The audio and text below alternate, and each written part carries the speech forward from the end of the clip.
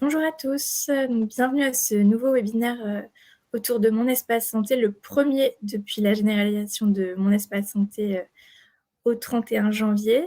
N'hésitez pas à poser vos questions dans l'onglet chat. Le support sera mis en ligne sur le site de l'ANS et le replay vous sera envoyé directement par mail dès la fin du webinaire.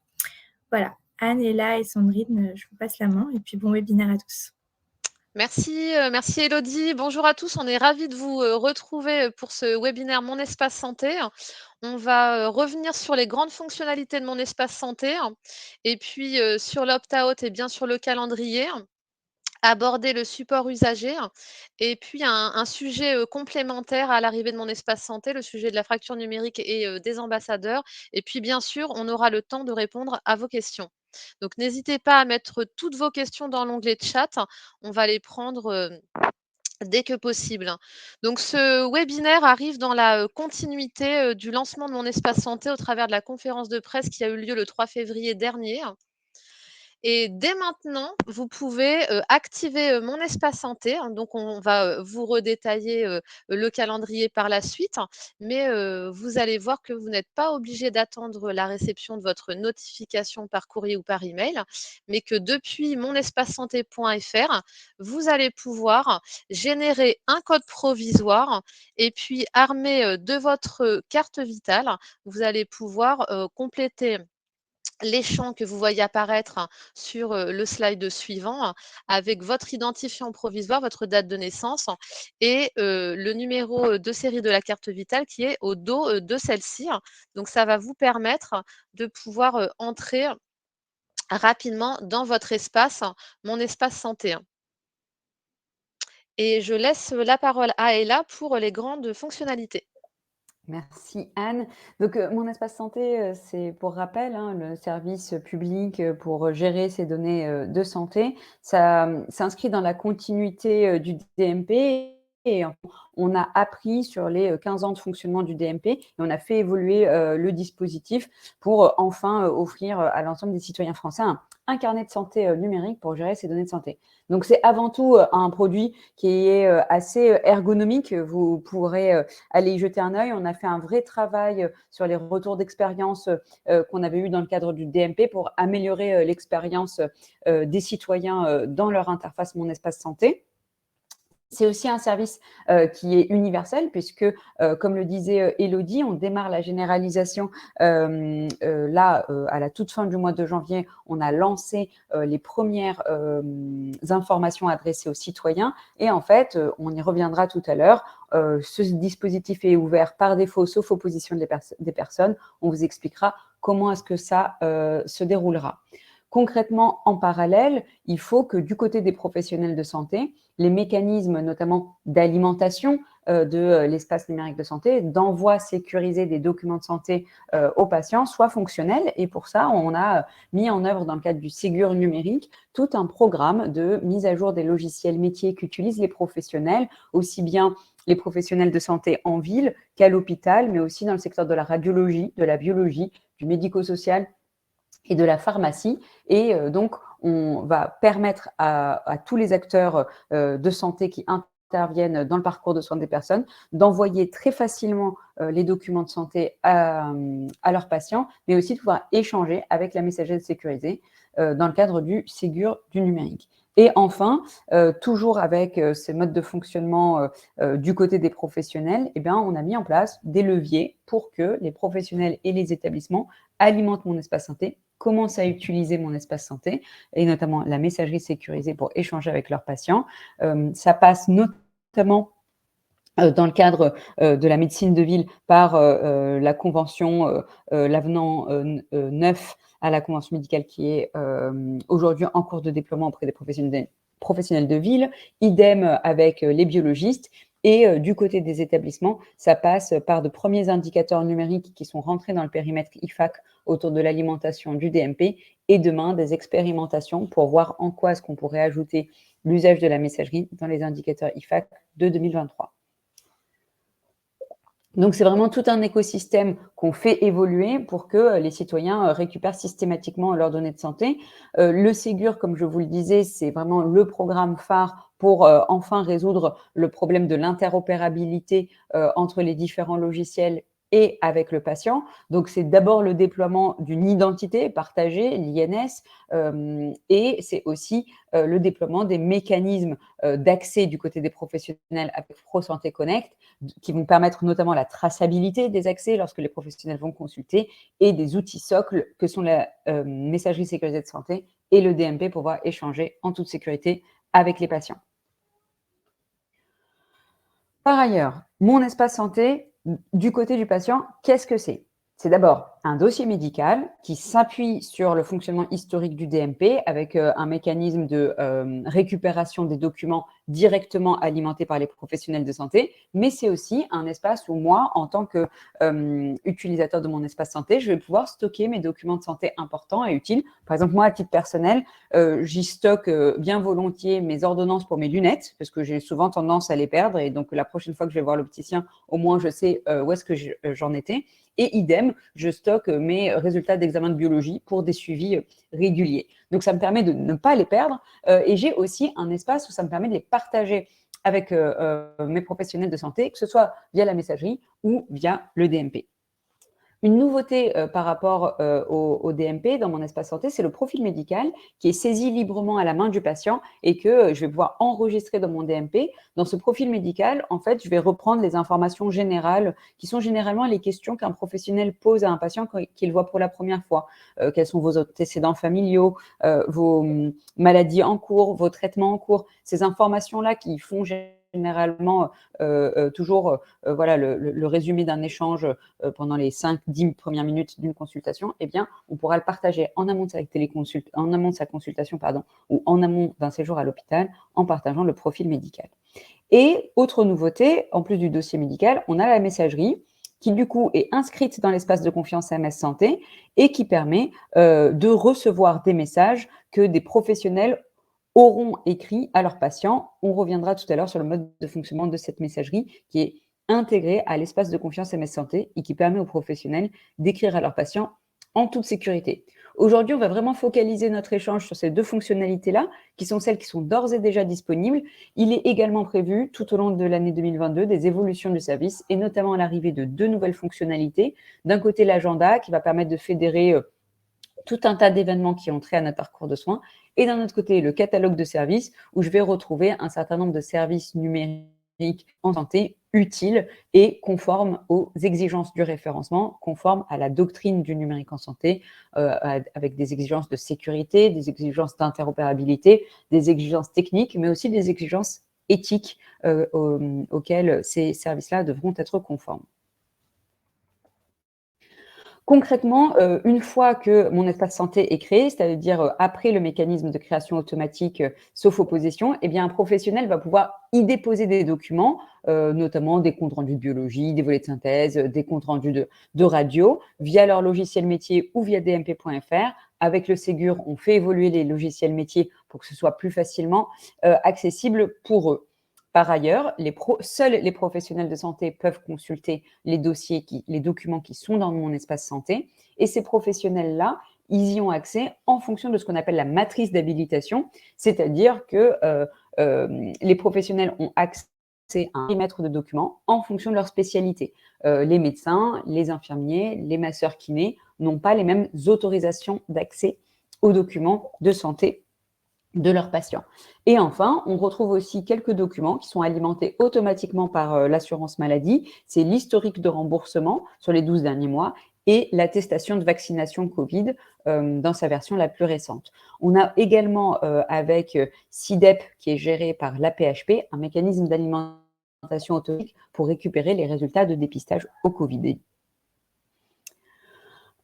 Une fois que l'usager active son compte Mon Espace Santé, après le mécanisme que vous a montré Anne tout à l'heure, eh ben, moi, de mon côté, en tant qu'usager, je vais pouvoir compléter mon profil médical, dont je vous parlais tout à l'heure. Je vais pouvoir recevoir des messages qui m'auront été adressés par des professionnels de santé et je vais pouvoir y répondre. Le mécanisme de fonctionnement de cette messagerie, c'est que c'est vraiment les professionnels qui initient un échange. Moi, en tant que patient, Je ne peux qu'y répondre. Je vais pouvoir moi-même y ajouter mes documents, comme je vous le disais tout à l'heure, et je vais pouvoir recevoir les documents que mes professionnels auront ajoutés. Les droits que les citoyens ont dans la définition de la confidentialité de ces documents vont assez loin. C'est-à-dire que document par document, je vais pouvoir dire je souhaiterais les rendre confidentiels, et aussi pouvoir bloquer des professionnels. En fait, moi, je vais être notifiée à chaque fois qu'un professionnel consulte mes documents et je vais pouvoir bloquer les professionnels que je n'aimerais pas voir consulter mes documents de santé.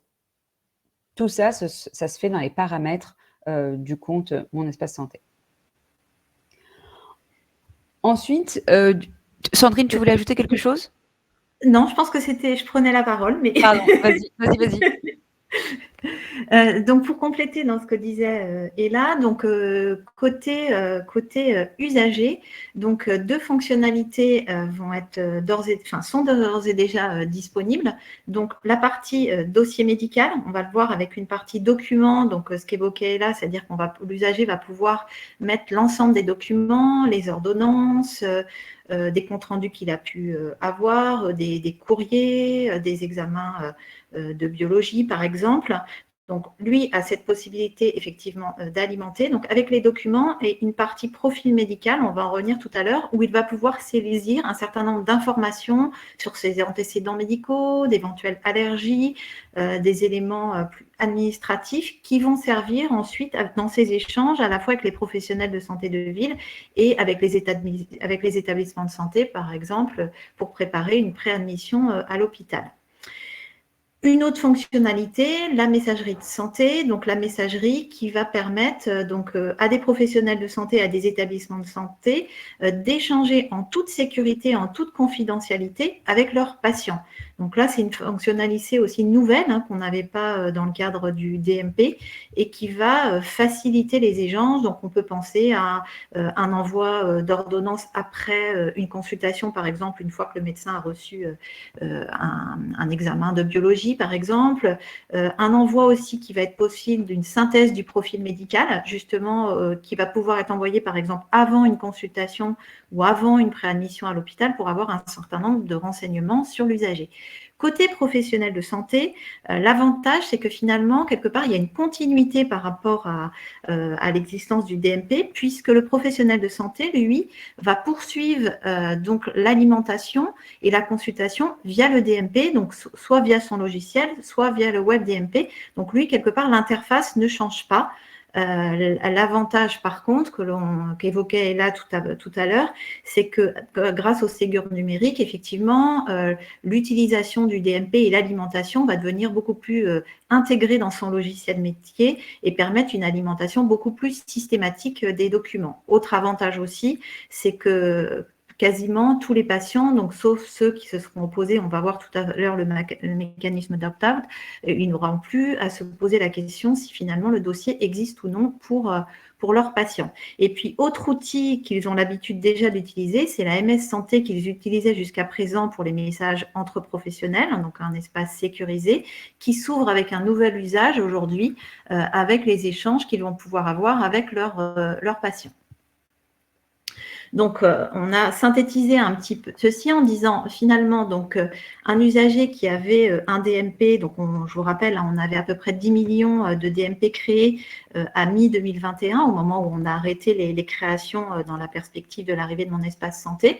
Donc, il avait la possibilité, le patient, de mettre des documents, de mettre un certain nombre de paramètres aussi sur les accès. On en parlait tout à l'heure, la possibilité de masquer certains documents ou de bloquer certains professionnels de santé. Et puis, des éléments sur l'historique de remboursement, qui sont les historiques de remboursement qui sont alimentés par l'assurance maladie. On a revu en fait cet espace avec une version beaucoup plus facile d'utilisation et ergonomique. C'est les retours d'ailleurs qu'on a eu des caisses des usagers des caisses pilotes avec qui on a déployé le service depuis septembre dernier. Donc, comme je le disais, vous voyez le DMP avec la partie documents. Maintenant, on a une partie documents de santé et cette nouveauté qui est le profil médical. On va pouvoir faire un peu une synthèse de ces données de santé. La messagerie de santé, donc la nouvelle fonctionnalité, et à partir de mi-2022, 2 autres fonctionnalités qui arriveront avec l'agenda de santé permettant de gérer l'ensemble de ces rendez-vous de santé et qui permettront aussi, avec des interconnexions, de gérer des rappels, par exemple, sur les vaccinations. Et puis le catalogue de services qui va permettre l'interconnexion aussi de mon espace santé avec un certain nombre d'applications santé qui vont être référencées et qui vont permettre d'être en lecture et écriture avec mon espace santé. On peut penser par exemple à des tensiomètres connectés qui pourront par exemple alimenter la partie mesures de santé sur lequel on va revenir tout à l'heure du profil médical. Donc, côté professionnel de santé, maintenant, donc jusqu'à présent, donc les professionnels de santé et établissements de santé donc, avaient accès au DMP, avaient jusqu'à mi-2021 la possibilité de créer des DMP, de modifier un certain nombre de données concernant les patients et puis pouvaient consulter et alimenter dans le respect, vous savez, de la matrice d'habilitation du DMP qui définit les catégories de professionnels qui ont accès aux documents et le type de documents en fonction aussi du besoin de ces professions par rapport au suivi des patients. Donc aujourd'hui, avec mon espace santé, donc il n'y a plus cette fonctionnalité de création puisqu'on va avoir une création automatique ou une activation directe par les patients et donc une création automatique si les patients ne se sont pas opposés. Plus de modification des données administratives parce qu'on donne la main donc à l'usager sur l'ensemble des paramètres. Et donc, comme aujourd'hui, comme jusqu'à présent avec le DMP, les professionnels et établissements vont pouvoir consulter et alimenter mon espace santé donc via le DMP. Et on retrouvera les données dans mon espace santé dans la partie documents ou profil médical. Donc, en résumé, vous voyez pour un usager donc, qui a activé son profil Mon Espace Santé, donc soit avec une activation qui pourra avoir lieu, comme on le disait Anne tout à l'heure, avant même l'envoi des notifications. Donc, une possibilité pour le patient, dès qu'il a activé son profil, d'alimenter et de consulter le service Mon Espace Santé. Si l'usager ne s'est pas opposé mais n'a pas fait d'activation dans le délai de 6 semaines après l'envoi des notifications qui vont avoir lieu par mail ou courrier, l'usager non opposé va se voir donc créer un profil Mon Espace Santé. Pour les usagers qui avaient un DMP avant le 30 juin donc 2021, date à laquelle on a arrêté les créations, donc on a une alimentation automatique pour ceux qui vont accepter d'avoir le profil Mon Espace Santé. Toutes les données qu'ils avaient dans le DMP vont être automatiquement versées dans Mon Espace Santé. Ceux qui s'opposeraient, qui avaient un DMP jusqu'à présent et qui ne souhaitent pas avoir Mon Espace Santé, vont conserver le DMP sur toute l'année 2022. Les professionnels pourront toujours l'alimenter et les patients auront accès via l'application DMP jusqu'à fin 2022. Côté professionnel de santé, donc dès qu'un profil va être soit activé ou créé automatiquement, les professionnels vont pouvoir alimenter et consulter Mon Espace Santé donc via le DMP. Donc, comme je le disais tout à l'heure, sur la fonctionnalité, donc la première brique qui est le dossier médical, elle est divisée donc en deux. Donc, la partie documents de santé avec un rubricage qui s'évolue beaucoup plus simple côté usager que ce qu'on pouvait avoir dans le cadre du DMP pour faciliter l'alimentation. Donc, l'ajout va pouvoir se faire donc, par l'usager lui-même, avec l'exemple que donnait là, par exemple, les ordonnances pour éviter après de les rechercher partout. Et puis, l'ajout, bien sûr, va se faire par les professionnels et établissements de santé aussi via le DMP et avec donc la possibilité pour les usagers de télécharger les documents, de les visualiser, mais aussi de modifier ou de supprimer des documents qu'ils auraient ajoutés eux-mêmes à un moment donné où ils estiment que le document est par exemple obsolète. La deuxième partie, qui est vraiment une nouveauté par rapport au DMP, c'est ce fameux profil médical que l'usager va être invité, dès qu'il a activé son compte, à alimenter. Donc, vous voyez 12 catégories aujourd'hui.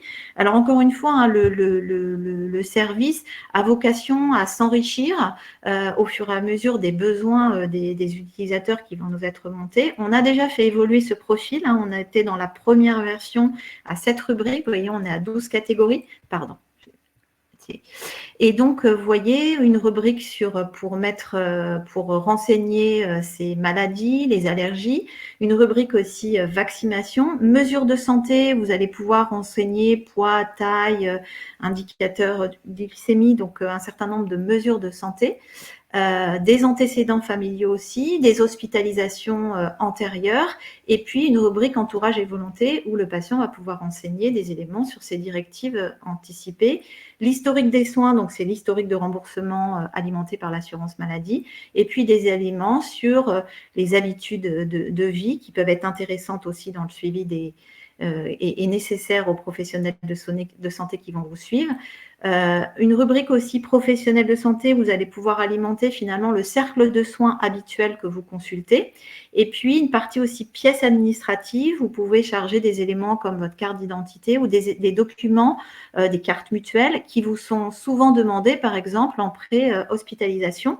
Donc la transmission, les professionnels de santé n'ont pas directement à établissement, n'ont pas à ce jour accès directement à cette partie profil médical, ou en tout cas à certaines rubriques. Ils ont accès donc à l'historique de soins, à la rubrique vaccination et à la rubrique entourage et volonté. Mais si vous voulez que les professionnels ou établissements aient une synthèse de ce profil, vous pouvez le mettre dans la partie documents ou l'envoyer à la demande des professionnels de santé via la messagerie de santé de Mon Espace Santé.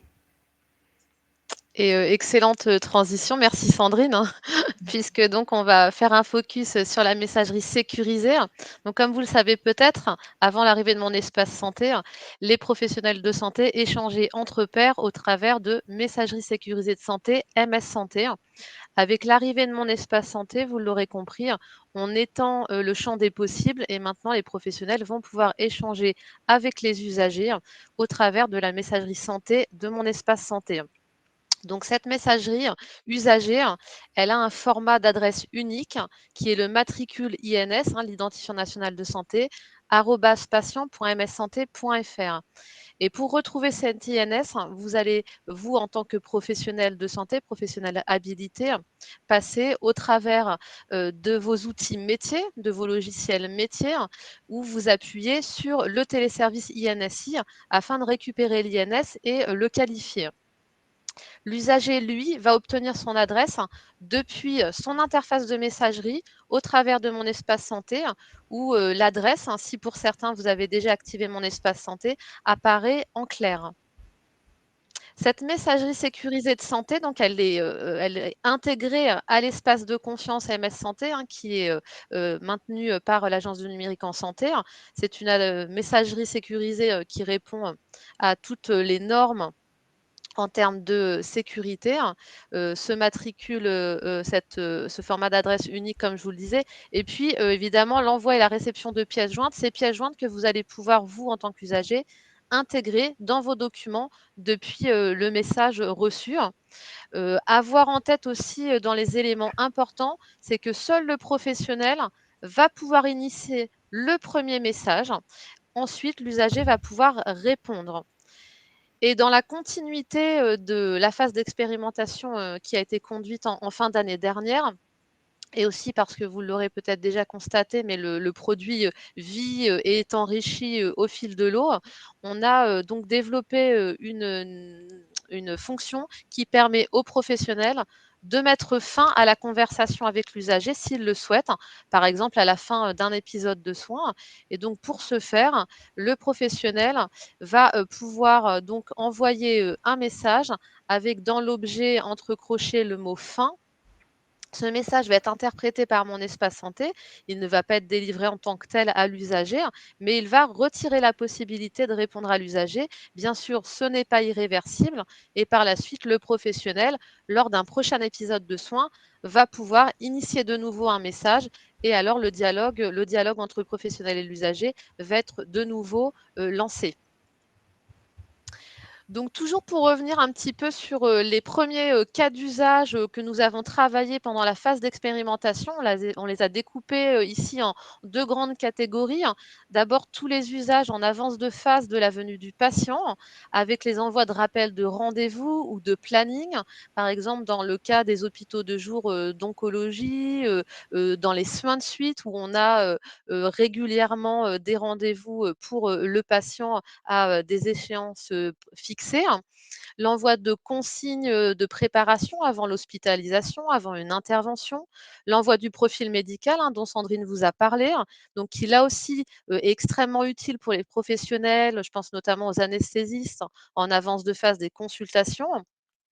Et puis, des demandes diverses d'informations médicales. Également, l'envoi d'ordonnances.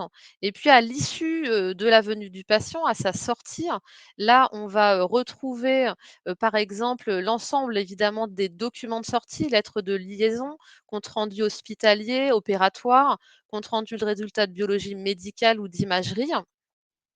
Des documents thérapeutiques, de consignes, là aussi, post-opératoires par exemple, les envois d'ordonnances, qu'on retrouve aussi ici. Et puis, d'autres cas d'usage, tels les envois, de questionnaires de satisfaction et puis bien sûr, des échanges unitaires entre professionnels, et usagers. Et Élodie va nous passer, une première, petite, vidéo qui, aborde mon espace santé et de premiers usagers. Mon espace santé peut améliorer le parcours de soins en assurant une continuité des soins, puisqu'on ne perdra plus des documents d'un professionnel à l'autre. C'est aussi un atout de coordination des soins, puisque que ce soit le patient ou ses autres professionnels, tout le monde aura une vision beaucoup plus globale de la situation médicale de l'usager. Je pense que mon espace santé pourra forcément améliorer mon parcours de soins, étant donné qu'à un moment ou un autre, j'aurais peut-être envie d'avoir des enfants ou j'aurais peut-être malheureusement une maladie. Et pour l'instant, je ne suis pas capable d'appeler un médecin pour demander un rendez-vous sans ma mère. C'est aussi de pouvoir faire de la téléexpertise à distance. Les forces de mon espace santé, c'est que c'est un outil et l'élaboration de cet outil est unique, n'a pas de précédent. Les faiblesses, c'est qu'on va se heurter à une mentalité française qui fait qu'avant de l'apprécier, on va d'abord contester l'outil. J'en ai peur. Mon espace santé va réunir beaucoup de services différents, que ce soit l'accès à un agenda, la messagerie sécurisée qui va être vraiment une nouveauté pour les usagers, le dossier médical partagé bien sûr qui va être un outil assez clé dans tout cet espace, et aussi tous les catalogues de services labellisés, de plateformes qui sont aussi des choses très innovantes. Je pense que la messagerie sécurisée avec les professionnels de santé pourrait être vraiment pratique pour le renouvellement d'ordonnances. L'intérêt de mon agenda santé, c'est de pouvoir suivre tous ces rendez-vous sur un même endroit. Le service indispensable pour moi, ce sera au niveau du suivi menstruel, parce que pour l'instant j'utilise Flow et je ne sais pas où vont mes données. La fracture numérique, c'est vraiment un point pour les usagers qui est très important, qui est ressenti sur le terrain par un bon nombre de personnes. Mon espace santé, c'est d'un côté une opportunité pour simplifier l'accès à tous ces services, donc c'est une bonne chose, mais il faut aussi penser à accompagner avec les services publics, avec la médiation, tout ce qu'on peut donner pour que ce soit une réussite et que mon espace santé puisse être utilisé par tous. De pouvoir contrôler ces données, ça va aider le citoyen en fait en l'intégrant vraiment au cœur du système de santé. La maîtrise de l'accès par le citoyen, je trouve ça même essentiel, étant donné que si c'est pas le citoyen qui possède ses propres données de santé, on ne sait pas où est-ce qu'elles sont finalement. C'est quelque chose sur lequel on ne peut pas se soustraire ou on ne peut pas être approximatif ou flou, parce que c'est l'une des pistes par laquelle on va fédérer l'utilisation de cet outil. Et on ne va pas laisser nos traces à Google à chaque fois qu'on a besoin de faire un échange avec les médecins ou sur WhatsApp. Je préfère que ce soit les pouvoirs publics qui gèrent nos données plus que des prestataires de services ou le secteur privé. C'est extrêmement important pour moi que ça soit géré par un système public et non privé, puisque ça ne va pas être monétisé. En fait, ça va rester nos données et juste nos données. Clairement, je vais utiliser mon espace santé. Je ne subis aucune manipulation, aucune pression, mais je vois vraiment l'intérêt de centraliser l'ensemble de mon parcours santé. Ce sera que bénéfique pour moi et pour le médecin.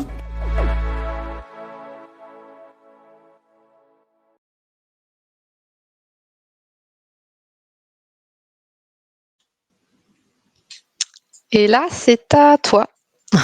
Ouais.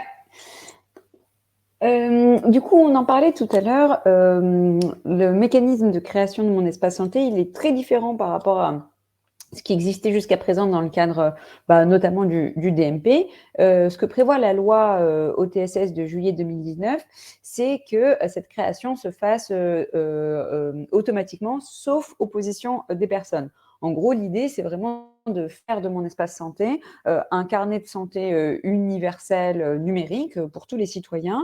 Et donc, un peu comme le carnet de santé papier à l'époque, on l'offre, on le met à disposition de tous les citoyens. Après, chacun s'en saisit comme il le souhaite. Concrètement, comment est-ce que ça va se dérouler? À partir du 31 janvier, on a commencé à envoyer des courriers d'information aux citoyens pour leur dire voilà, comment est-ce que le service allait fonctionner et les informer de ce mécanisme de création automatique. On leur a fourni systématiquement un code qui est le code que l'on peut générer sur la première page d'accueil. Et ce code-là, il va leur servir soit à activer leur compte, soit à exprimer leur opposition, c'est-à-dire à désactiver leur compte s'ils ne souhaitent pas en bénéficier. Et dans tous les cas, dans un délai de 6 semaines après la création de ce courrier-là, si la personne ne s'est pas opposée, si elle n'a pas volontairement activé, et bien, le compte sera automatiquement créé. Et ça veut dire qu'un professionnel ou un établissement pourra envoyer à un patient un document de santé, un message via la messagerie et pourra consulter éventuellement les documents de santé de leurs patients. Donc, ce mécanisme-là, c'est vraiment un changement de paradigme par rapport à ce qui existait jusqu'à présent et ça va faire en sorte que, dans la majorité des cas, les professionnels, les établissements de santé pourront considérer que les patients qui prennent en charge disposent d'un espace numérique de santé, d'un carnet de santé sécurisé dans lequel ils pourront leur envoyer leurs documents de santé. Comment est-ce que ça fonctionne, ce mécanisme de création automatique dans le temps?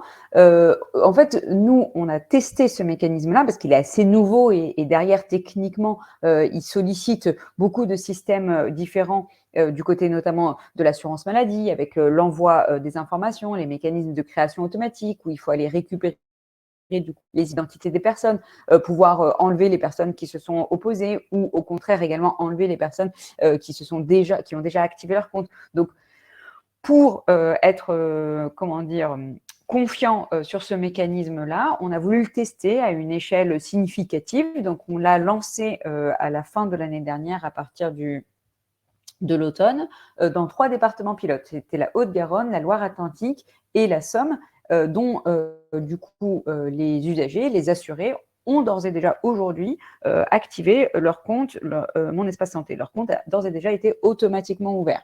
Et maintenant, depuis donc le 31 janvier, on poursuit cette campagne d'information avec du coup ces courriers qui sont envoyés à tous les usagers, soit par voie postale, soit par email. Et en parallèle, pour accompagner la prise de connaissance du dispositif et la compréhension du mécanisme de création automatique, on a une campagne de communication grand public qui s'accompagne aussi d'un support, le 3422, que les personnes du coup peuvent appeler pour essayer de comprendre s'il y a une question quelconque sur le courrier qu'elles ont reçu ou sur une difficulté rencontrée au moment de l'exercice de leur droit d'opposition ou de leur activation. Donc, comment est-ce qu'on planifie cette campagne d'information individuelle? C'est tous les assurés sociaux d'un département qui sont informés chaque jour. On envoie entre 500 000, 1 million, 1,9 million, ça dépend des départements et des publics cibles. On envoie chaque semaine, chaque jour, les courriers. Et du coup, derrière, chaque semaine, on commence à compter le délai des 6 semaines pour le mécanisme de création automatique. Et donc, on cible les départements dans l'ordre du département. Donc, l'Ain, l'Aisne, l'Allier, dans cet ordre-là. Et en parallèle, on cible aussi les régimes spéciaux, puisque ça concerne aussi les régimes de sécurité sociale qui ne sont pas couverts par le régime général piloté par la CNAM. Donc, ce que vous voyez en bleu, c'est les campagnes d'information individuelle, quand est-ce que les gens vont recevoir leur courrier. Et ce que vous voyez en rose, c'est 6 semaines plus tard, les créations automatiques. Donc aujourd'hui, le mécanisme de création et d'activation, c'est ce que vous décrivez, Anne, tout à l'heure. C'est assez simple. Soit vous avez reçu votre courrier, vous utilisez le code qui est reçu, vous avez besoin de votre carte vitale et du code provisoire pour activer le compte. Et à ce moment-là, vous pouvez commencer à remplir votre profil médical, commencer à alimenter vous-même les documents qui paraissent utiles. Et voilà, c'est l'activation classique. Et par défaut, si l'usager n'a ni activé ni exprimé son droit d'opposition, eh bien, le compte est automatiquement créé dans les 6 semaines. Et sans attendre la notification, dès aujourd'hui, tout le monde, à l'échelle de la France entière, peut activer son compte Mon Espace Santé. Voilà, juste pour information, les typologies de courriers qui sont envoyés. Je pense qu'on a une petite vidéo qui explique justement le mode de fonctionnement de l'activation.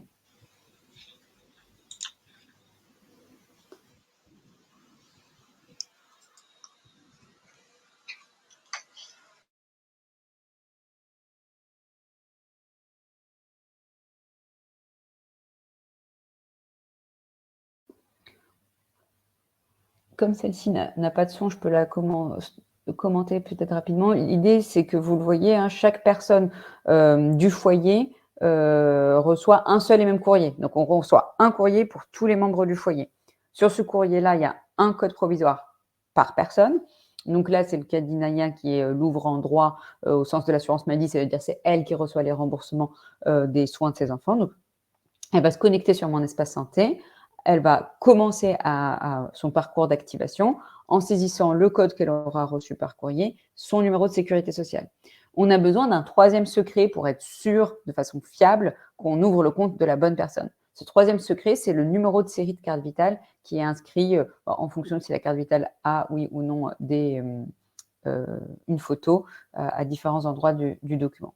Donc là, vous avez vu, elle a pu activer son compte et derrière, elle va définir les modalités de notification, c'est-à-dire elle va nous donner l'adresse mail à laquelle on va lui envoyer soit le code OTP à chaque connexion, mais aussi, par exemple, une notification si quelqu'un s'est connecté à son compte, si elle a reçu un nouveau document. Donc, on l'a testé pas mal avec différents usagers avant de se lancer dans le grand bain et on a du coup trouvé un juste équilibre entre la simplicité d'usage et la sécurité nécessaire à l'activation de ce type de service. Ici, on vous donne un petit zoom sur du coup l'effet de l'arrivée de Mon Espace Santé et notamment sur les départements pilotes. Donc, on a accompagné à l'occasion de ce pilote à la fin de l'année dernière quelques établissements, notamment des établissements sanitaires et quelques professionnels libéraux pour voir s'il y avait encore de leur côté des difficultés quelconques pour pousser l'alimentation du DMP, pour pousser les documents utiles à leurs patients.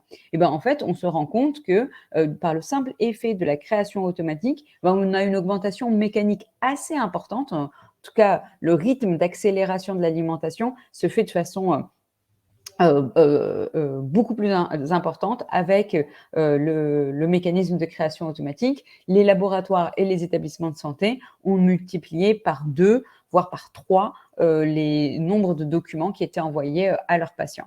Donc, ça, c'est un peu le début de la machine. Nous, c'est ce qu'on voulait observer dans le cadre de la mise en œuvre du pilote. Et demain, avec les investissements prévus dans le cadre du Ségur, eh bien, ça ira encore plus loin puisque là, c'était les quelques établissements qui ont travaillé avec nous, les quelques établissements qui historiquement alimentaient déjà le DMP. Et là, avec la mise en place du Ségur, eh bien, on va couvrir beaucoup plus de professionnels, beaucoup plus d'établissements et ce sera encore plus simple pour eux de pousser des documents de santé.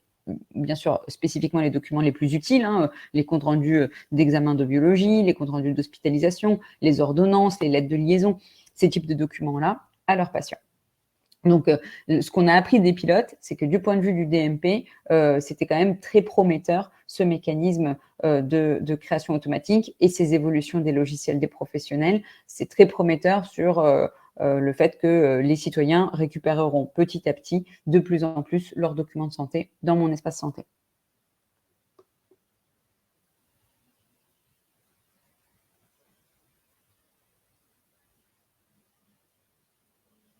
Alors, tout à l'heure, je vous parlais du 3422 qui permet du coup aux personnes de appeler en cas de difficulté, soit lorsqu'elles ont reçu le courrier qu'elles ne le comprennent pas, soit lorsqu'elles essayent de se connecter et qu'elles n'y parviennent pas. Donc, c'est un numéro qui est porté par l'assurance maladie, qui est écrit, qui est assez disponible avec un premier support de niveau 1 et ensuite qui renvoie vers différents mécanismes pour répondre aux questions les plus compliquées. Et il s'accompagne aussi d'un mécanisme de formulaire en ligne qui permet à tous les usagers de nous remonter les difficultés rencontrées. Et nous, ça nous aide pas mal du coup à suivre aussi les évolutions qu'on doit apporter au service. Quelques mots maintenant, et j'ai vu que tout à l'heure, il y avait des questions là-dessus sur le chat.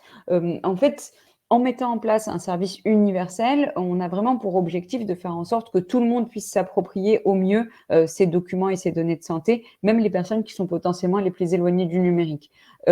L'objectif, c'est vraiment que le numérique ne crée pas une inégalité dans notamment la prise en charge. Et donc, typiquement, c'est pour ça que les comptes qui sont créés automatiquement sont alimentés automatiquement et peuvent être consultés par les professionnels, que la personne se soit connectée, par exemple, elle-même ou pas. Mais par ailleurs, pour que les personnes elles puissent quand même, par exemple, aller définir le niveau de confidentialité qu'elles souhaitent ou ajouter, par exemple, elles-mêmes des documents qui leur paraissent utiles ou elles-mêmes récupérer des documents qui leur étaient envoyés, eh bien, on met en place un mécanisme pour accompagner le plus grand nombre dans la prise en main de mon espace santé.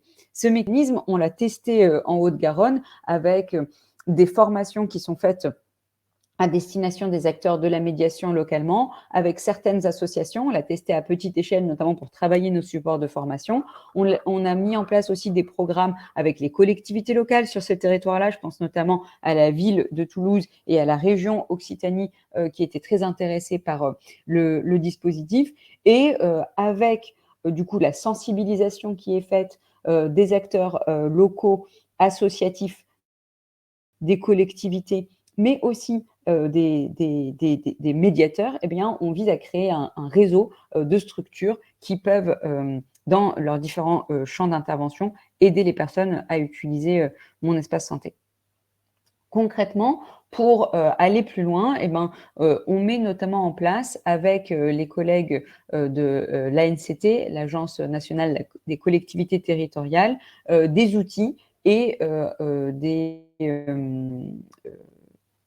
modalités de formation des médiateurs, des conseillers numériques France Service, du réseau France Service. Et du coup, on capitalise sur l'ensemble des réseaux existants. Bien sûr, les collègues de l'assurance maladie aussi, qui dans le cadre d'Amélie font déjà de l'accompagnement sur le numérique, mais ils vont inclure les sujets Mon Espace Santé à l'ensemble des actions d'accompagnement qui sont mises en œuvre. Et puis, on fait en sorte de laisser de la place à toute personne qui voudrait s'inscrire dans cette démarche d'accompagnement en créant un réseau complémentaire de bénévoles. Par exemple, hier, on était avec le réseau France Asso Santé qui souhaite du coup localement s'inscrire dans ces démarches d'accompagnement pour les adhérents qui le souhaitent, pour les bénévoles qui le souhaitent et auprès des patients qu'ils rencontrent. Donc, ce mécanisme-là, il sera notamment articulé autour d'un rôle nouveau qui est le coordinateur régional qui va du coup fournir notamment tous les éléments de communication, de formation, de sensibilisation à destination de ces différents réseaux. Ce coordonnateur, c'est des postes qui sont financés par l'État, déployés par région et qui, du coup, auront pour mission d'articuler localement et de fournir les éléments nécessaires à tous les acteurs de la médiation, de l'inclusion, qu'ils soient professionnels ou bénévoles, pour faire en sorte qu'ils soient en capacité d'accompagner le plus grand nombre dans la prise en main de mon espace santé. Voilà un peu ce qu'on avait à vous dire sur ce mécanisme d'accompagnement et sur l'arrivée de mon espace santé de façon générale.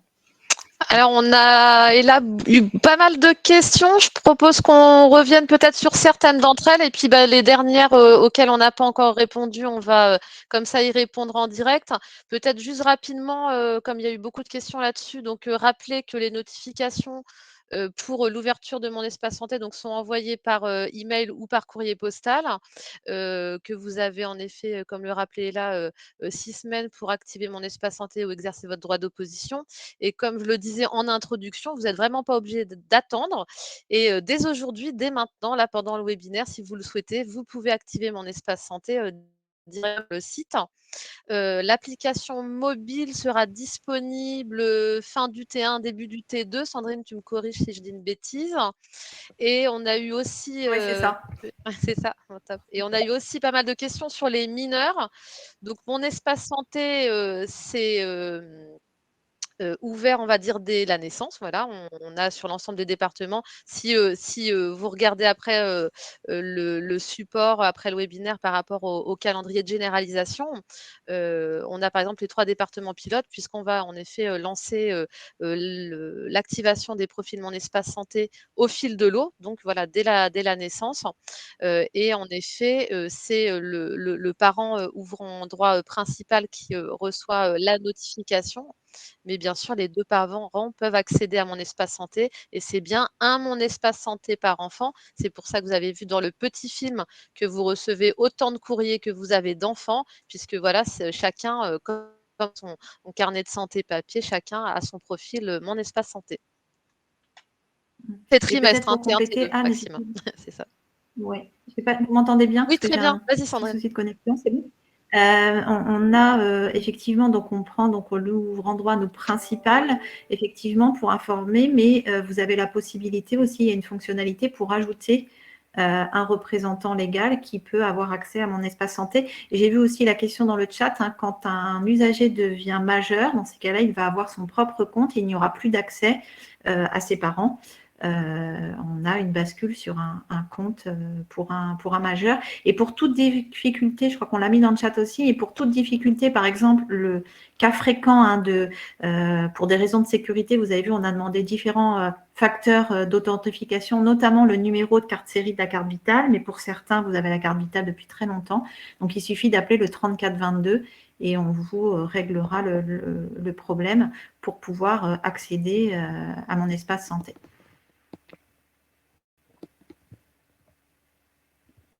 On a eu aussi pas mal de questions qui rejoignent un peu la dernière séquence que tu as présentée. Et là, entre fracture numérique et accompagnement des personnes, par exemple des personnes âgées, des personnes souffrant d'un handicap qui ne pourraient pas avoir l'autonomie pleine pour prendre en main mon espace santé.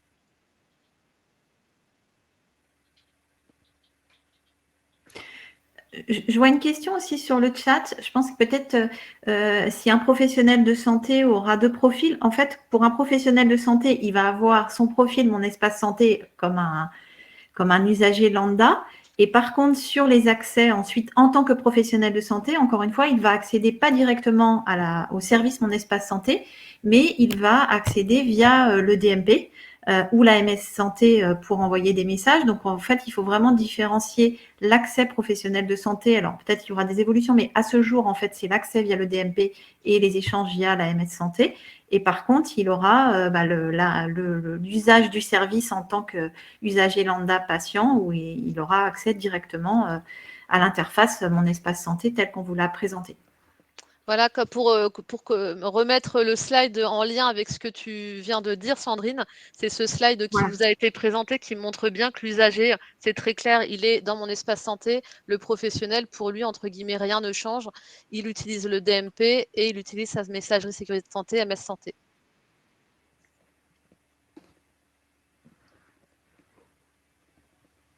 Alors, je regarde ce qu'on a comme questions pour lesquelles on n'aurait pas répondu.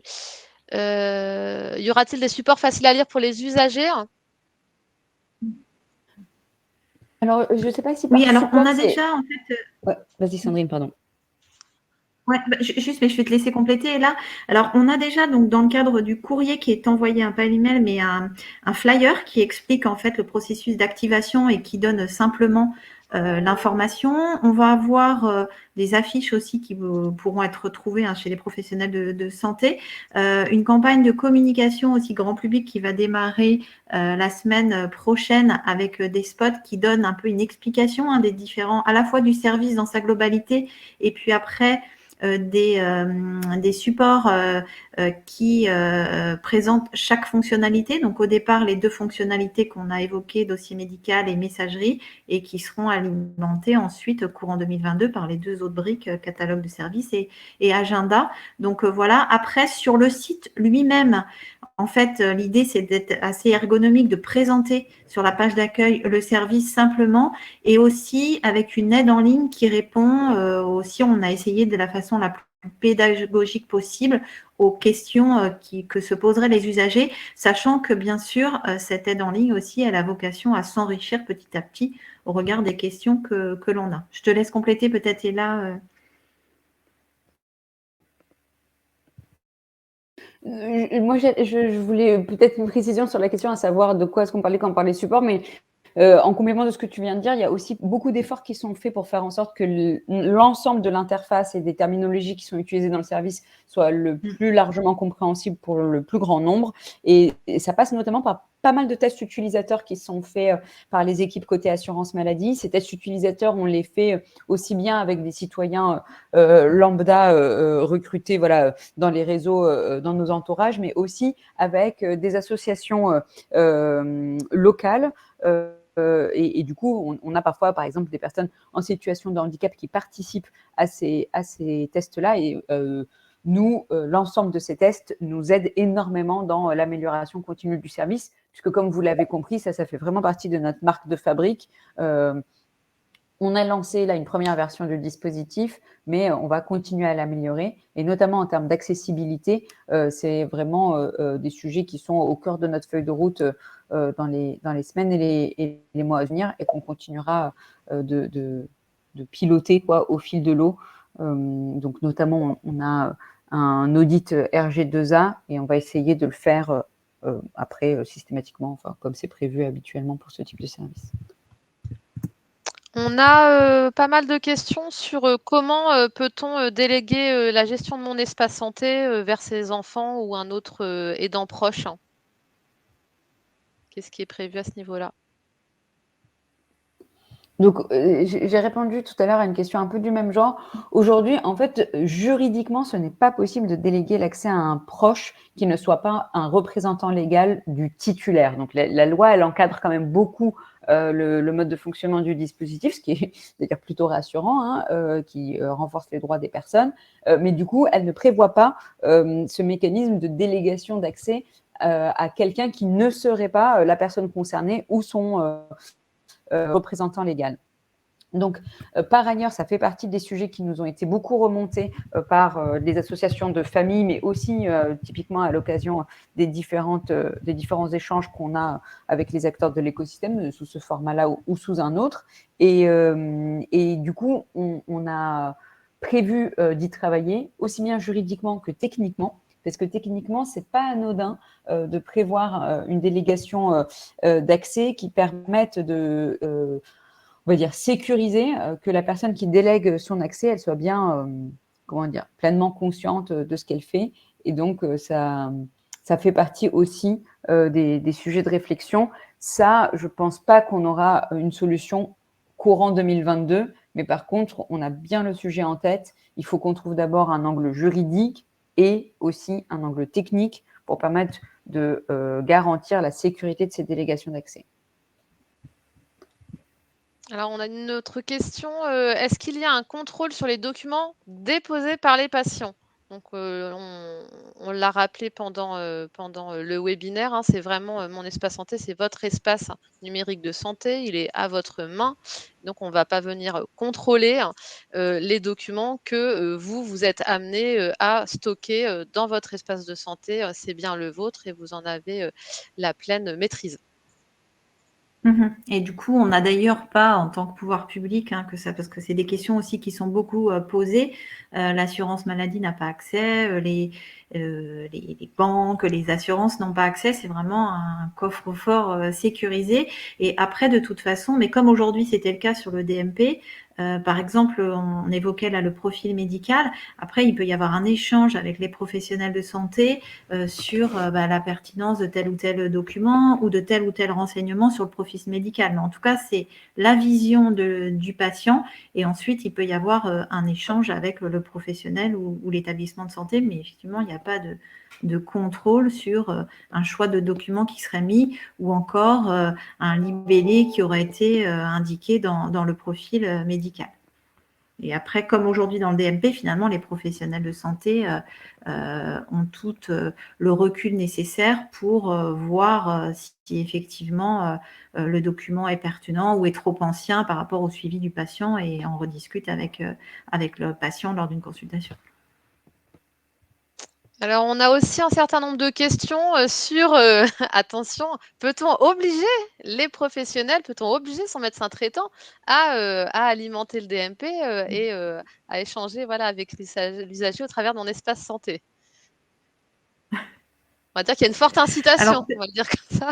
oui, alors peut-être je vais commencer, puis je laisserai la compléter, mais il y a une incitation effectivement à l'usage. Alors, la première incitation, c'est qu'on a entendu les professionnels de santé qui, pendant plusieurs années, ont dit que, déjà, il y avait la question de la création, où tous les patients n'avaient pas de DMP et qu'ils devaient se poser la question et qu'en plus, ça prenait du temps de le créer. Donc, on a résolu cette difficulté en faisant le mécanisme que vous avez vu d'opt-out qui vous a été expliqué, pour lesquels donc ils n'ont plus à se préoccuper de cet aspect création. Sur l'alimentation, dans le cadre des investissements qui sont faits dans le Ségur, quelque part, ils vont bénéficier d'un logiciel mis à jour qui va faciliter cette alimentation, notamment du DMP, qui va être beaucoup plus intégré dans les logiciels et l'utilisation de la messagerie aussi beaucoup plus intégrée à la fois dans ses fonctionnalités d'échange entre professionnels et usagers. Donc ça, c'était déjà le levier technique et qui est financier aussi, puisque c'est sans coût pour les professionnels. De la même façon, des engagements sur le Ségur aussi pour faciliter l'alimentation et la rendre quasi automatique dans les établissements de santé. Et puis aussi des incitations à l'usage. On a commencé avec les médecins, avec l'avenant 9 à la convention médicale qui a été signé l'été dernier et qu'on évoquait, où les médecins vont être incités dès 2022 à alimenter le DMP, donc avec une valorisation, donc sur tout document, une alimentation aussi du fameux volet de synthèse médicale qui est un peu la synthèse de la situation du patient à un moment donné, qui va être aussi valorisé, et aussi un mécanisme incitatif pour l'usage de la messagerie de santé de mon espace santé. Donc, et cette déclinaison, on va la retrouver chez d'autres catégories de professionnels, puisqu'il y a des négociations en cours avec les pharmaciens en ce moment, des négociations en cours aussi avec les centres de santé. Donc, au fur et à mesure des négociations conventionnelles que l'assurance maladie avec les représentants des professionnels de santé, l'objectif, c'est vraiment de mettre ces leviers incitatifs. Et puis, je laisserai compléter là, mais on a aussi dans les textes et des textes en préparation qui vont mettre en place aussi un dispositif au-delà de l'incitatif qui donne une liste de documents qui doivent obligatoirement figurer dans le DMP ou être envoyés par messagerie pour un bon suivi du patient et qui vont, avec des dates de mise en œuvre qui vont s'échelonner au regard du déploiement des logiciels aussi qui facilitent cette alimentation. Oui, il y a des dispositions législatives qu'on doit maintenant, on va dire, traduire d'un point de vue réglementaire, qui rendent en fait obligatoire l'envoi de certains documents de santé utiles aux patients. Donc ça, c'est ce qu'on appelle, dans le Code de la santé publique, c'est l'article L1111-15 qui prévoit un arrêté qui va définir la liste des documents que les professionnels de santé devront envoyer à leurs patients. Donc, ça se limitera aux documents les plus utiles qu'on utilise au quotidien, ordonnances, compte rendu d'examen de biologie, lettres de liaison, ordonnances de sortie, compte rendu d'hospitalisation, ces documents qui sont les plus marquants dans les parcours de soins des personnes. Donc cet arrêté est en cours de concertation avec les représentants des professionnels de santé et des établissements et il devrait être publié là d'ici la fin de l'année. Mais quelque part, au-delà de ces leviers, on va dire juridiques, qui contribuent à vraiment faire basculer l'ensemble de l'écosystème dans cette dimension de dire en fait chaque citoyen maintenant en France, il doit récupérer ses données de santé de façon sécurisée et systématique. Et en fait, on a des moyens numériques de le faire en toute sécurité et dans le respect de la confidentialité, donc autant les utiliser. Au-delà de ça, en fait, on s'attend aussi beaucoup à ce que les usagers eux-mêmes soient de leviers de transformation avec les professionnels qui les accompagnent, en tout cas que parfois, ils en parlent. Moi, je sais que ces derniers temps, à chaque fois que je suis allée voir un professionnel de santé, j'en ai parlé pour savoir ce qu'ils en pensaient, est-ce qu'ils l'utilisaient, est-ce qu'ils voyaient l'intérêt ou pas de le faire. Et souvent, ils étaient notamment assez surpris de pouvoir consulter le dossier médical de leurs patients. Ils ne pensaient pas que ces dispositifs là, elles arrivaient. Et donc, bien sûr, ils étaient très preneurs de pouvoir envoyer des informations de façon fiable, sécurisée, pour que les patients ne perdent plus notamment leurs ordonnances. Mais ils étaient aussi très intéressés de pouvoir avoir accès à l'information médicale utile quand ils prennent en charge un patient. Donc, on s'attend aussi à ce que les personnes, au fil de l'eau, celles qui l'utilisent, celles qui veulent l'utiliser, en parlant avec leurs professionnels, peut-être aussi les incitent à l'utiliser. Pareil, on a pas mal de questions sur, là je prends l'exemple de celle de choisir à quel document un PS peut avoir accès ou a-t-il accès à tout. Donc là, c'est pas mal qu'on reste justement sur le slide que vous voyez. Vous voyez que le professionnel, il peut accéder au DMP. Et donc, il y a un document qui régit les accès au DMP. C'est la matrice d'habilitation du DMP qui va dire que tel ou tel professionnel, suivant sa catégorie, va pouvoir alimenter, consulter tout ou partie du DMP. Et puis, comme on vous l'a dit tout à l'heure, le DMP donc, qui fait partie intégrante de mon espace santé au travers de la brique dossier médical, l'usager a encore une fois pleinement la main pour masquer par exemple un document qu'il ne souhaite pas rendre visible aux professionnels qui pourraient en effet accéder à son DMP. Donc ça, c'est vous avez la main sur cette possibilité de masquage de documents et puis 2, vous êtes notifié en effet systématiquement à chaque fois qu'un professionnel consulte votre DMP. Donc là aussi, vous pouvez, si besoin, bloquer un professionnel. Donc c'est pas tout ouvert à tous les professionnels comme ça. C'est vraiment encadré, encore une fois, par cette matrice des habilitations. On a eu une autre question, comme ça nous permet d'aborder un petit peu le catalogue d'applications. Lien entre des solutions type Doctolib et l'agenda de mon espace santé. Donc comme ça a été rappelé, ces 2 briques agenda et catalogue d'applications, elles vont arriver un petit peu plus tard, courant 2022. Et puis, en effet, toujours avec autorisation de l'usager, les applications qui auront passé le processus de référencement au catalogue d'applications, donc qui répondront à un certain nombre de critères en termes d'éthique, de sécurité, d'interopérabilité, d'urbanisation, donc seront intégrés et l'usager pourra décider ou pas de faire en sorte que ces applications, si on prend l'exemple de Doctolib, puissent se synchroniser par exemple avec son agenda de mon espace santé au travers d'API qui sont là encore en cours de constitution. Alors, je regarde, on a pas mal d'autres questions.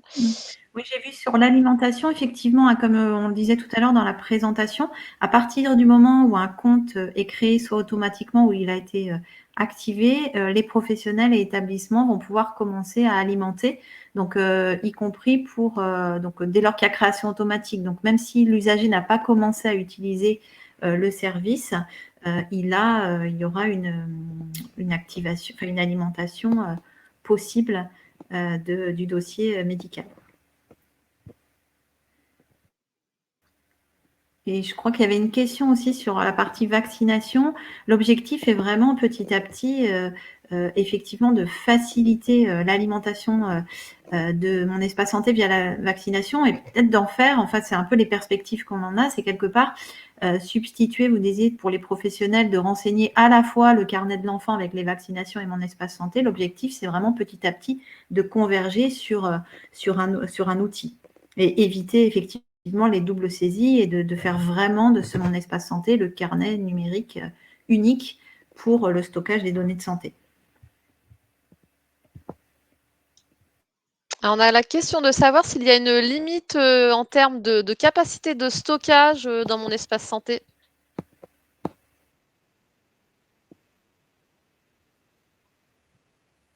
Moi, j'ai tendance à dire non. Oui, par personne, enfin, en gros, nous, on a mesuré, en gros, on a fait des hypothèses d'alimentation. Du coup, nos infras, elles peuvent tenir jusqu'à un certain niveau. L'ambition, dans tous les cas, c'est 250 millions de documents qui sont envoyés aux patients par an. Donc, on est encore large et on a prévu des capacités associées. Et donc, oui, il y a nécessairement des limites. Hein, on ne va pas dire que c'est comment dire, c'est 100% extensible, mais les limites qu'on a prévues, on est encore très très loin de les avoir atteints. Donc, j'étais en train de répondre en parallèle. On espère les atteindre.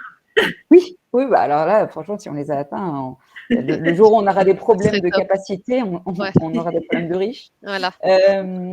Je voyais aussi qu'il y avait une question une remarque de Jean-Louis Lincé. Attention, l'usager ne peut pas masquer tous les documents. Donc, je ne sais pas exactement l'esprit qu'il y a derrière la réflexion, mais en tout cas, nous, c'est vrai que ça fait partie des sujets qu'on a en cours de réflexion, de permettre à la personne, si elle le souhaite, d'avoir un compte qui est complètement confidentiel et de ne pouvoir partager les documents qu'un par un. Donc, ça fait partie des réflexions qui sont en cours aujourd'hui avec les équipes, mais je ne sais pas je sais pas ce qui était derrière la question. Juste petit rappel, parce qu'on l'a déjà dit, mais je vois que Marion posait la question. Donc, vous êtes bien notifié systématiquement à partir du moment où vous recevez un nouveau document dans mon espace santé, ou qu'un professionnel a accédé à mon espace santé, ou que vous avez reçu un nouveau message au travers de votre messagerie santé de mon espace santé. Et juste, pardon, je vois que du coup, Jean-Louis, merci d'avoir précisé. Donc, si l'usager peut masquer un document dont il n'est pas, alors je ne sais pas ce que ça veut dire propriétaire, l'usager, il est propriétaire de tous les documents qui sont dans son compte, dont il n'est pas l'auteur, oui, c'est possible qu'il ait un document dont il n'est pas l'auteur, c'est-à-dire qu'il ait été alimenté soit par un professionnel, soit par l'assurance maladie, mais il faut savoir que le patient peut masquer un document, c'est-à-dire le rendre confidentiel, sauf à l'auteur lui-même. C'est-à-dire, un médecin m'envoie une ordo, moi, je peux la masquer et du coup, aucun autre professionnel ne peut l'avoir, sauf l'auteur de cette ordonnance. Voilà, pour être hyper précise sur les mécanismes le pouvoir du masquage. Il y avait aussi une autre question de Florence sur la possibilité d'imprimer. Alors oui, ça aussi, c'est une des différences par rapport au DMP. Dans mon espace santé, je peux télécharger les documents que j'ai reçus, ça veut dire que je peux les sortir de mon espace santé et donc oui, je peux donc les imprimer. Par contre, je peux les faire un par un, je n'ai pas d'option de tout télécharger. Par contre, par exemple, imaginons qu'une personne décide de clore son compte, et ben là, elle peut tout télécharger d'un coup pour tout récupérer. Mais il n'y a pas d'option dans les documents de télécharger tout. Je peux télécharger document par document et imprimer document par document. Je crois qu'il y avait une autre question tout à l'heure. Oui, sur le décès. Voilà. Alors, en cas de décès, donc les comptes sont automatiquement clos. Et effectivement, il y a un archivage qui est prévu pour répondre à la question de Nicole. Cet archivage, il est prévu par les textes et il permet notamment, en cas de contentieux, de pouvoir aller vérifier soit les documents, soit les traces d'accès aux documents en fonction de l'objet du litige. du compte Mon Espace Santé de la personne décédée. Et donc, ces archives, elles sont, on va dire, retirées de nos serveurs de production et elles sont stockées dans des espaces qui ne servent qu'à l'archivage. Donc, ce sont des ressources qui ne sont plus actives et on peut lever l'accès à ces ressources archivées que dans le cadre d'un contentieux, c'est-à-dire dans le cadre d'une demande du parquet ou dans le cadre d'un procès, quoi. On peut du coup récupérer ces archives et ces archives sont conservées pour une durée de 10 ans après le décès. Alors, oui. Ouais. Agnès, donc oui pour votre question sur le mode bris de glace pour les professionnels de services d'urgence. Donc, comme ça existait avec le DMP, il y a en effet cette possibilité. Vous verrez que quand vous allez activer Mon Espace Santé dans vos paramètres, vous allez voir qu'il est prévu l'accès en effet aux professionnels des urgences, donc qui est activé et que vous pouvez désactiver si vous le souhaitez, mais c'est mieux en effet de le laisser activer. Donc en tout cas, c'est bien prévu.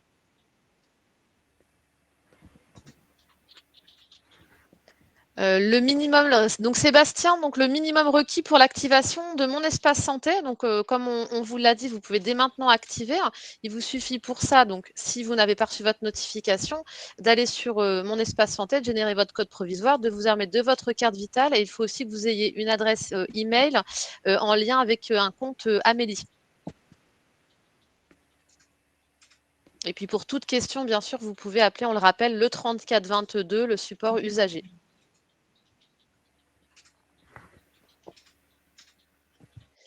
Alors, il y a une question, Marie-Olivier, je crois qu'il y avait quelques questions un peu similaires. Les professionnels pourront-ils échanger au sujet d'un patient entre eux? Alors, j'ai envie de vous répondre que c'est déjà le cas. Évidemment, les professionnels, quand ils prennent en charge un patient donné, évidemment, sont amenés, notamment à travers des réunions de concertation pluridisciplinaire, à échanger entre eux. Mais c'est là aussi encadré dans le cas d'une prise en charge d'un même patient faisant appel à plusieurs professionnels. Donc là, ça va au-delà, je vous dirais, de Mon Espace Santé. Mon Espace Santé va être un facilitateur du parcours de soins. Je regarde ce que nous avons d'autres que nous n'aurions pas pris.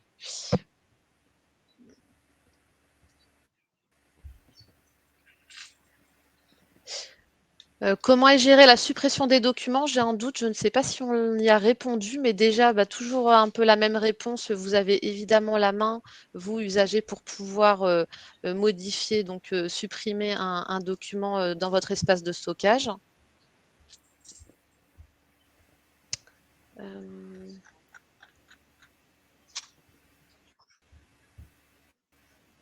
Ah oui, on n'avait pas vu cette question, ça on n'a pas répondu. Est-ce que les informations du dossier pharmaceutique seront à moyen ou long terme intégrées à Mon Espace Santé? Alors, les textes prévoient que les données du dossier pharmaceutique alimentent le dossier médical partagé et du coup qu'on les retrouve dans Mon Espace Santé.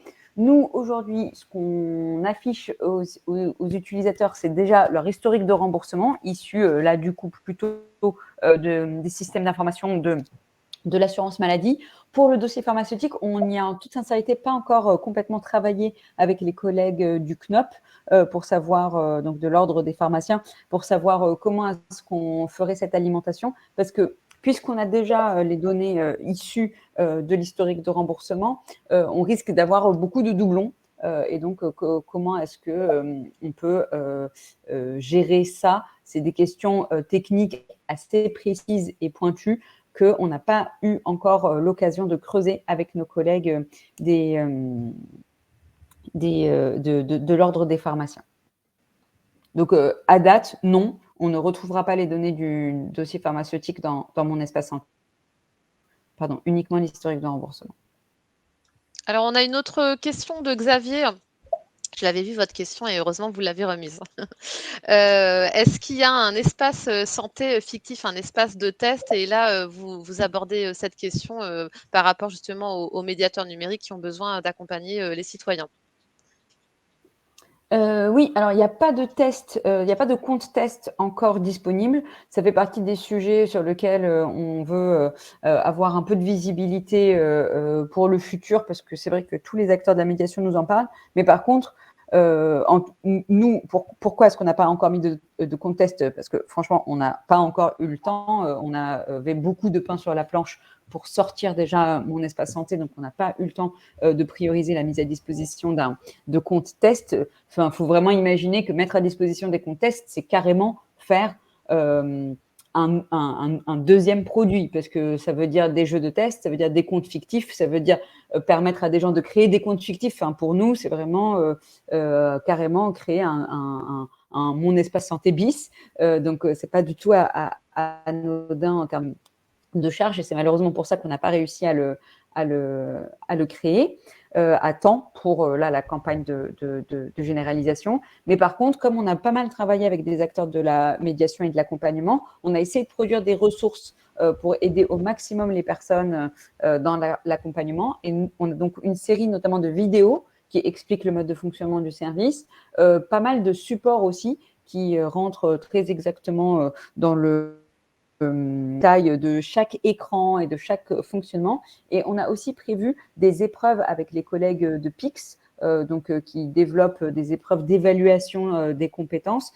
qui du coup permettent, pour avoir un peu d'interactivité quand même, de poser des questions et du coup permettre aux personnes de savoir si oui ou non elles ont compris comment est-ce que ça fonctionnait. Donc on a essayé de construire comme ça un ensemble d'outils qui pouvaient être utiles pour accompagner et aider les gens à prendre en main leur compte sans avoir à traiter directement leurs données personnelles. On a de nouveau une question, là, Laetitia, qui revient sur le cas des parents séparés.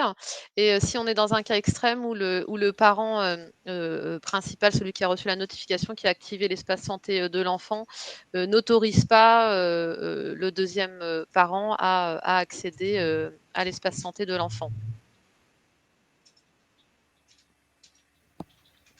Alors ça, Sandrine, je ne sais C'était pas. haché pour moi. En fait. Ouais. Ah, Sandrine, oui, tu nous entends? c'était haché, donc je ne suis pas sûre d'avoir tout. Oui, des petits soucis de connexion. on était sur le cas des parents séparés, et si jamais le parent 1, si j'ose dire, n'autorise pas le parent 2 à accéder au profil de l'enfant.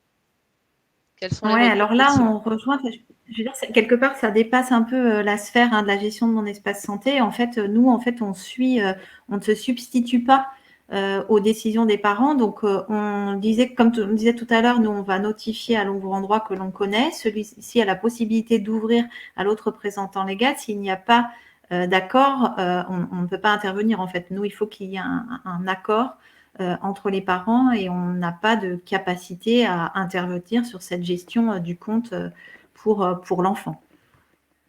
Et en fait, c'est valable à la fois pour mon espace santé, mais ça concernerait d'autres actes de la vie du mineur. Donc nous, on suit vraiment ce qui nous est donné comme information par les parents.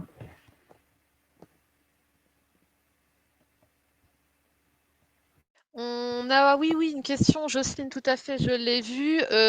Pour les personnes qui séjournent à l'étranger, de façon plus ou moins régulière, on va dire, est-ce qu'il y a une possibilité envisagée pour que un médecin, par exemple, un professionnel à l'étranger, puisse accéder à mon espace santé?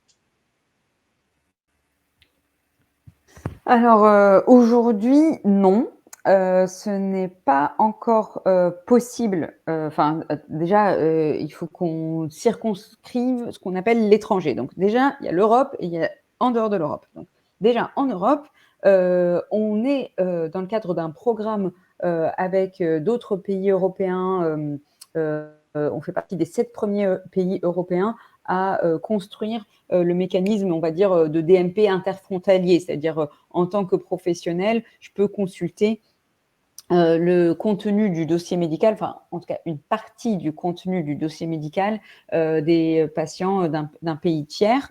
Donc vous pouvez vous imaginer la complexité du dispositif puisqu'il s'agit d'abord de définir les modalités de connexion et d'accès, mais aussi de traduire dans les différentes langues. Donc aujourd'hui, c'est l'ANS qui est l'opérateur en charge de ce dispositif, notamment de traduction et de lecture des accès des professionnels. Donc, si on veut pouvoir faire ça de façon sécurisée, il faut qu'on garantisse que la personne qui accède dans un pays tiers est bien un professionnel reconnu par ce pays tiers et qu'il accède aux strictes données qui sont nécessaires pour sa prise en charge dans une langue qui est maîtrisée par le professionnel en question.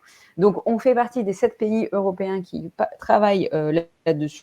Donc, aujourd'hui, c'est déjà en production, encore assez peu utilisé, mais voilà, le mécanisme fonctionne, se déploie petit à petit et ça fait vraiment partie des sujets qu'on a fortement poussés dans le cadre de la présidence française de l'Union européenne sur les sujets numériques en santé. Et puis ensuite, il y a l'étranger, on va dire, en dehors de l'Europe. Et là, aujourd'hui, il n'y a pas de mécanisme qui permette à des professionnels de santé qui sont à l'étranger, d'accéder au dossier médical de leurs patients.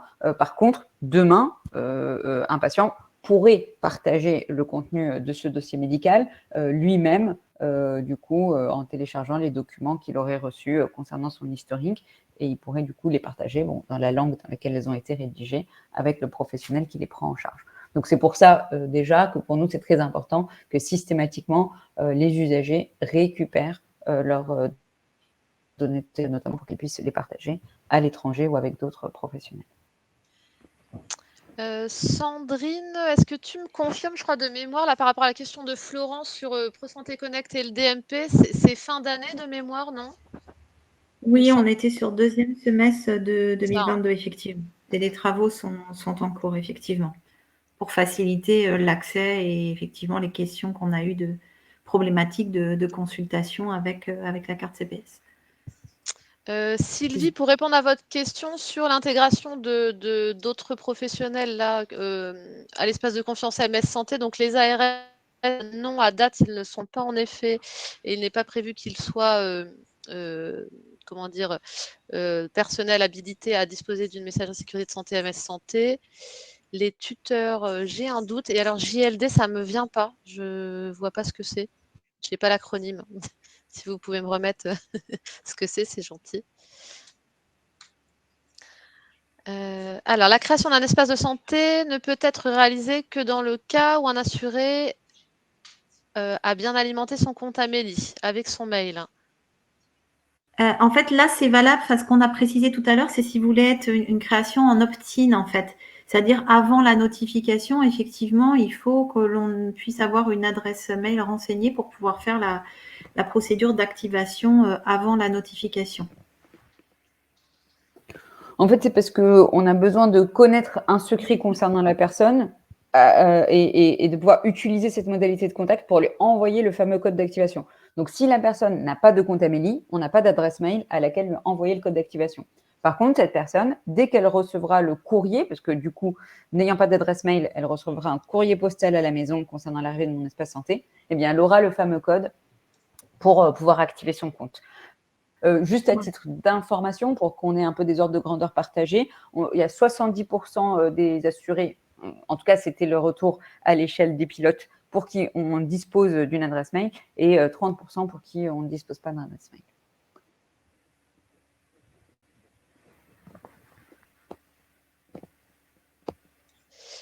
Oui, MES, France Connectable, oui, je crois qu'on a dit fin d'année tout à l'heure. Oui, de façon générale, je vais vous mettre le lien vers la roadmap publique qu'on a mis en ligne. Oui, j'allais citer, qui est jointe au dossier de presse, qui donne en fait, alors c'est à titre d'information, parce que les sujets peuvent être plus ou moins complexes une fois qu'on travaille dessus à la mise en œuvre, mais ça donne effectivement une vision trimestre par trimestre des nouvelles fonctionnalités qui sont attendues sur 2022 et 2023. Je crois qu'on va jusqu'à 2023. Alors, je vous mets également dans le chat, puisqu'on est presque au bout, la page avec l'ensemble des webinaires qui sont déjà programmés sur mon espace santé. Il y a en effet un webinaire le 16 février sur tous les sujets fracture numérique, accompagnement des citoyens éloignés du numérique. Et puis le 23 février de mémoire, un webinaire qui va être plus dédié au catalogue d'applications, donc plus orienté vers les éditeurs, vers les industriels. Donc, n'hésitez pas à vous inscrire. Si l'adresse mail n'est plus valide, ah oui, certainement, oui, si l'adresse mail n'est plus valide, oui, vous n'allez pas recevoir les codes, en effet. Tout pareil.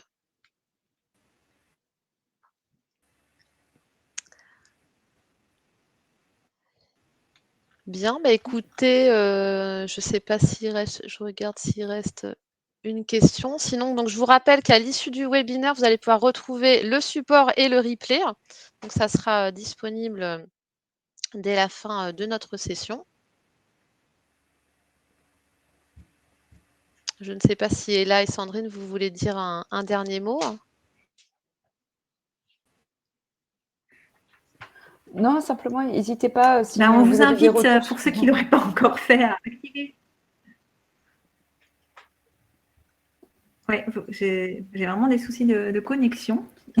J'ai réussi plus facilement à activer mon compte que à communiquer. Ah bah voilà, c'est le principal. Et donc, on vous invite effectivement à tester aussi, vous aussi. Et je pense que c'est la meilleure façon en fait pour découvrir le service que de tester par soi-même, de commencer à l'alimenter. Et puis, si vous avez une difficulté effectivement pour accéder au service, il ne faut pas hésiter à utiliser le support qui maintenant fonctionne depuis, il a fonctionné dans le cadre du pilote, mais là, il fonctionne dans le cadre du début de la généralisation et est bien armé maintenant pour répondre à l'ensemble des questions des utilisateurs. On a aussi un formulaire de contact qui peut être aussi un moyen de poser vos questions directement sur le site en cas de questions ou de difficultés. Voilà, on exploite aussi ces formulaires de contact. Et en tout cas, merci à tous de votre attention et de votre participation très active. Oui, merci à tous. Merci pour les questions. Merci Ella, merci Sandrine, merci Elodie. Et puis, on vous dit à très bientôt avec de nouveaux rendez-vous pour vous donner de l'information régulièrement sur ce nouveau service. Donc, maintenant qu'on va raccrocher, vous pouvez aller activer mon espace santé. À bientôt. À bientôt.